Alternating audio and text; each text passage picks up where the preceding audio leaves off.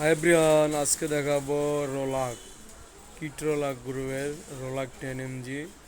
এটা হচ্ছে যে কোনো ব্যথা, যদি আপনি কোনো আঘাতপ্রাপ্ত ব্যথা পেয়ে থাকেন তাহলে এটা খাবার পরে খাবেন। তার আগে আরেকটি কাজ, সেটা হচ্ছে আপনি গ্যাস্ট্রিকের ঔষধ 20 পাওয়ারের আগে খালি পেটে খেয়ে নেবেন, তারপরে এটা খাবার পরে খাবেন।